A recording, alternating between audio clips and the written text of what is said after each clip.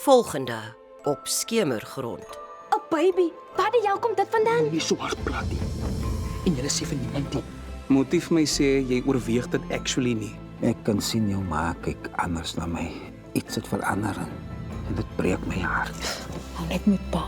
Alles gaan uitstekend. Nou, dis goed om te hoor. Maar onthou net, mense kan baie vinnig draai. Lucille, ek vertrou haar nie. Tannie weet ek werk met mense wat lieg en bedrieg vir 'n lewe. Kan tannie verseker oom JP? Hy's nie een van hulle nie. Die meisiekind waaroor Louis so geheimsinnig is. Hy het haar swanger gemaak. En nou wil hy net soos sy pa, ek kan dit nie eers sê nie. Okay, Erika, jy het seriously die kat aan die stert beet. Wat weet jy? Ek sweer, as ons aanhou die long game speel, gaan alles uitwerk. Ek is stadig, maar Ek het nie tyd vir stadig nie, Hailey, damn it! As ek nie teen volgende week concrete progress het nie, dan skrap ons jou hele plannetjie.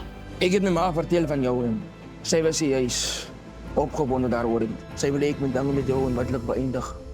Louis is bestem vir soveel groter dinge. Ek gaan nie toelaat dat hy sy lewe vernietig vir iemand anders se kas vol geraamtes nie. Kevin en Gloria is die hart van die Lou se existence. Hulle sal seker weet van die seerste geheime. Exactly.